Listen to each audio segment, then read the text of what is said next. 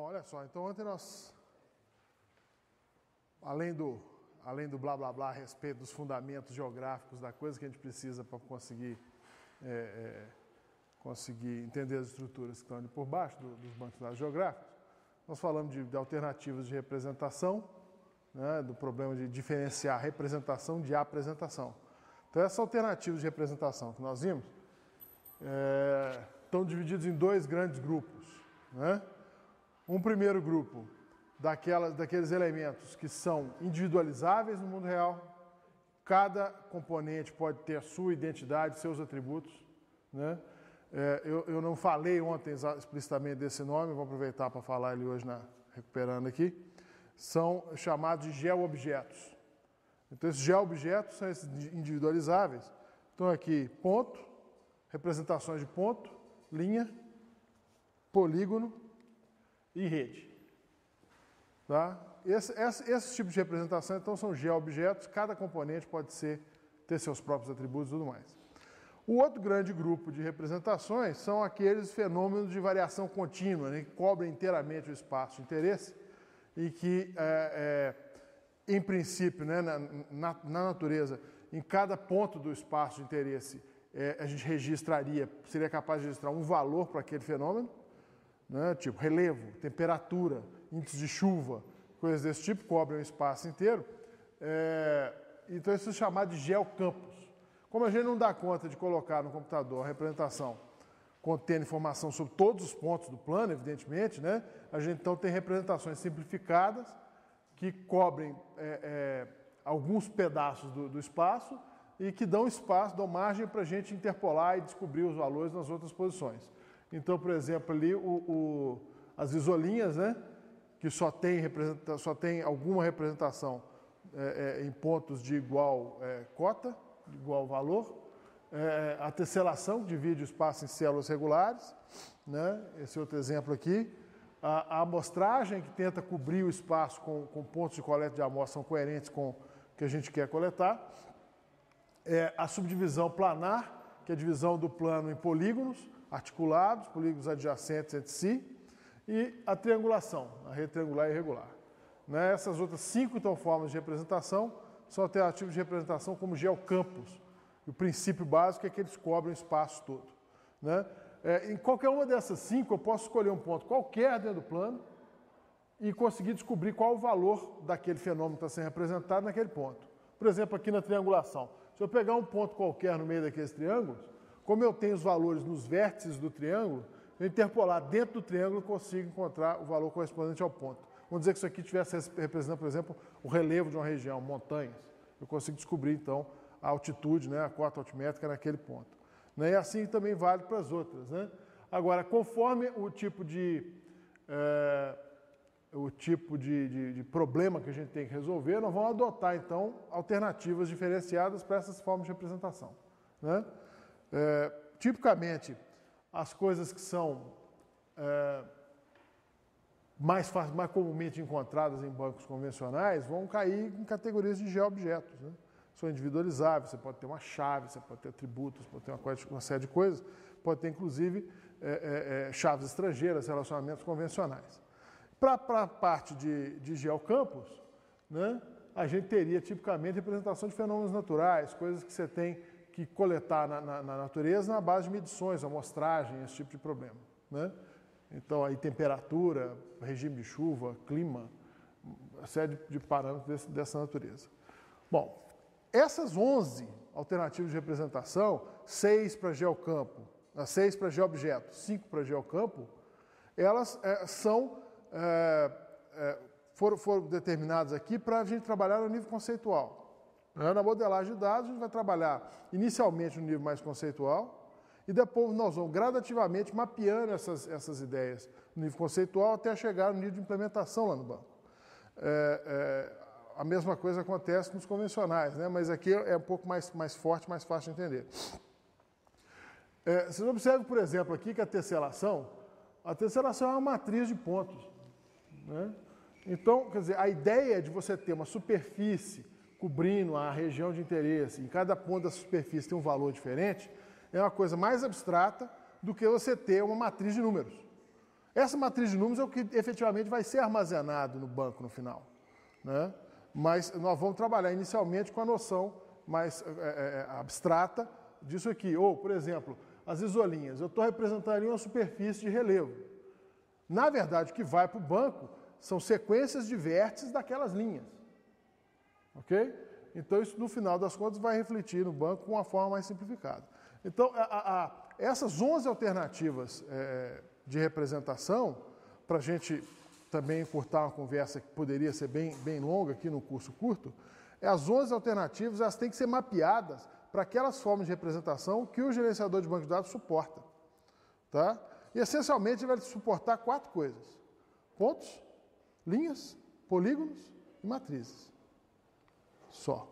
Vai chamar as matrizes de raster, GeoRaster, tem alguns nomes, uma variação de nomes aí, né? O suporte ainda é mais ou menos, conforme o software, conforme o gerenciador de banco de dados, ele está melhor coberto ou menos bem coberto, né? Quem iniciou com a cobertura boa de GeoRaster foi o Oracle.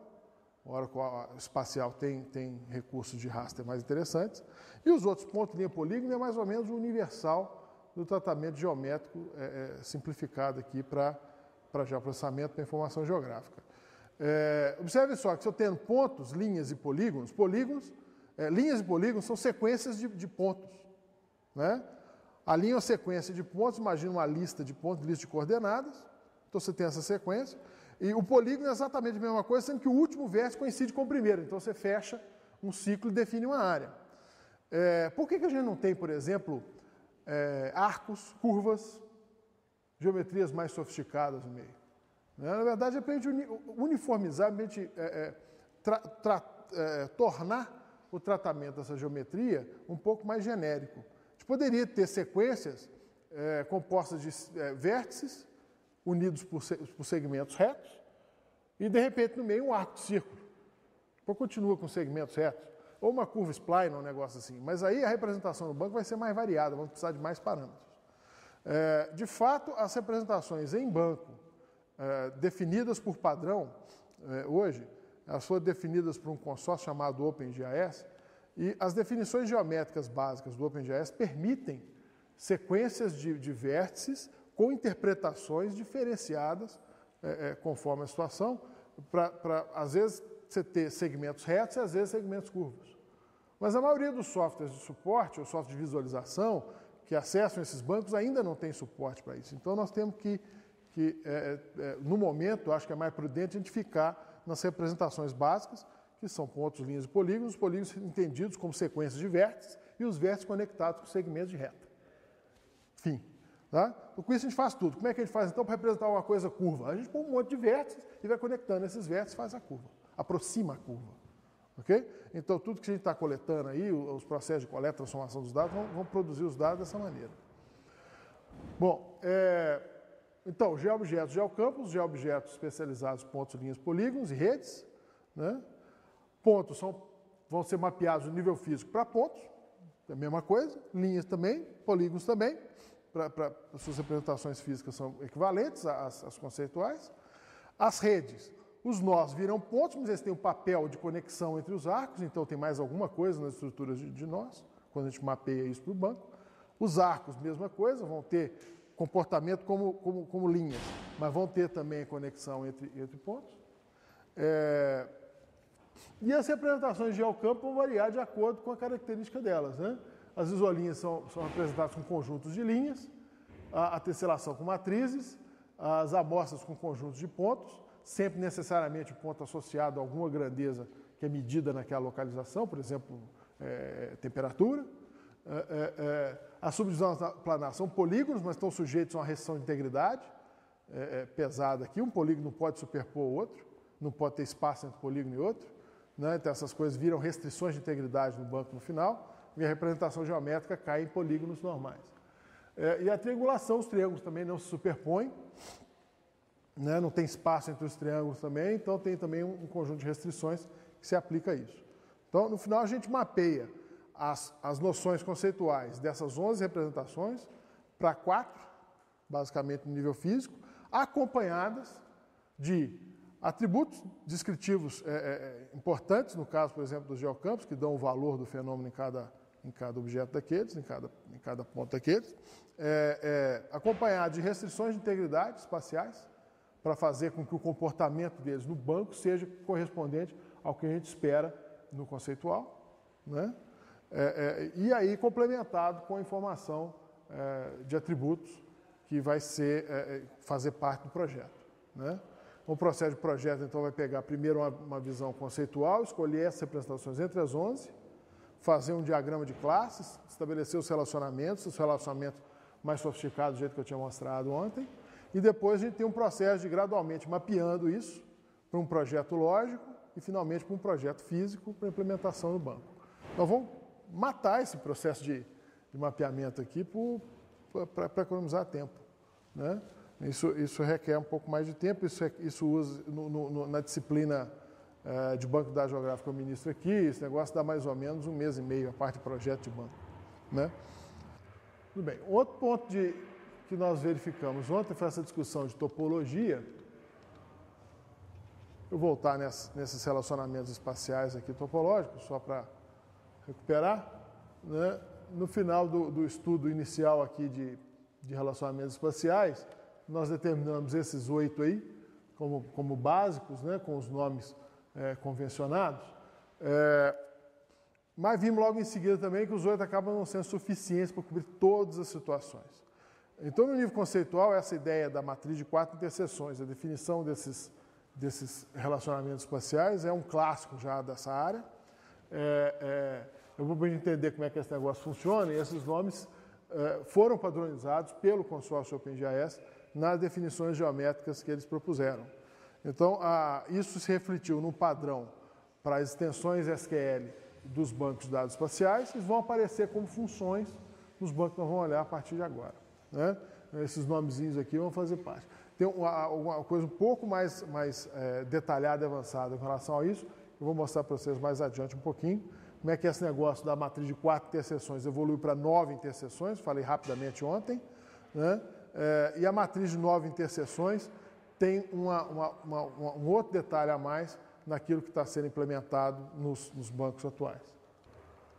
Então, vamos finalmente, depois de metade do curso percorrido e mais um pedaço hoje, falar de um gerenciador de bancos de dados espaciais, né? A gente tem usado aqui muito em laboratório, no trabalho de pesquisa e tudo mais, um software livre para isso, que é o Postgres, o gerenciador de banco de dados Postgres, estendido com uma extensão chamada PostGIS. O PostGIS acrescenta ao Postgres a tabela de sistemas de referência espaciais, para interpretação do sistema de coordenada, projeção, etc., da cartografia que nós precisamos para trabalhar com coordenadas geográficas. Acrescenta um algoritmo de indexação espacial, apoiado no processo de indexação espacial flexível que o Postgres tem, né? Ele implementa um negócio chamado GIST, G-I-S-T, que chama Generalized Index Search Tree, um negócio assim, para implementar um índice espacial. Em cima disso, ele implementa um índice espacial. E, além disso, ele tem aí, sei lá, 600, 700, o número exato eu não me recordo, vou olhar aqui depois outra vez para falar para vocês, funções voltadas para dados espaciais que ele implementa, né? E essas funções, a indexação, toda a estrutura do PostGIS está apoiada na criação de 2 tipos novos. O Postgres permite criação de tipos de dados diferentes daqueles triviais que a gente encontra, inteiro, char variável, essas coisas que você encontra normalmente em banco de dados. Ele permite a definição de outros tipos e para o Postgres foram definidos 2 tipos. O mais básico dele chama geometria. Né? E a codificação interna do geometry é a primeira coisa que eu quero dizer hoje. O geometry trabalha com armazenamento de objetos num formato padrão chamado WKT, Well Known Text. Well Known Text é um nome pouco criativo para um negócio que é simplesmente o seguinte, é uma definição do tipo da representação geométrica seguida por uma lista de coordenadas. Apenas isso. Então, por exemplo, aqui, ó. Esse aqui, ó. Polygon. 12,23,45,67,12. É uma sequência de coordenadas. A última coincide com a primeira. Isso aqui, então, é um polígono. Ok? Essa função geom_from_text aqui, ó, do Postgres, traduz o string de sequência de coordenadas com a definição do tipo aqui, ó, para a representação interna dele. Né? Só que para isso eu preciso dizer em que sistema de projeção coordenada está esse negócio. Então aquele 29.100 ali é a chave da tabela de sistemas de referência espaciais. Então lá está dizendo qual que é o sistema. É UTM, não sei o quê, SAD 69, fuso tal, etc. Né? Então com o sistema de projeção, para dar a interpretação das coordenadas e a lista de coordenadas, o tipo, ele pega aquele treco todo e codifica. Ontem vocês viram na tela aqui, dá um hexadecimal grandão quando a gente tenta consultar na tela. Tá? Então, tem uma representação interna binária baseada nessa lista de coisas aqui. Né? Vou voltar ali de novo. Então, esse formato WKT foi especificado pelo OGC, que é o tal Open Geospatial Consortium, o pessoal de padronização dessas coisas aqui no geoprocessamento. Mas, apesar da padronização, já existem algumas extensões. Vamos um pouco além do padrão, um negócio chamado EWKT, que permite a inclusão de uma terceira coordenada, um Z em cada ponto, ou então um XY e um valor de elevação, ou um 3D mais um valor associado. Né? Para a gente colocar, por exemplo, nas amostras, você tem um ponto tridimensional mais um valor coletado, uma temperatura, um relevo. Ou colocar numa isolinha, XY é a elevação que é constante para a isolinha toda. Né? Esse tipo de recurso aqui colocado nessas extensões. Bom, inicialmente no PostGIS, como ele é uma extensão do Postgres, os comandos de criação de tabela do Postgres não foram modificados para permitir a criação de colunas do tipo geometry.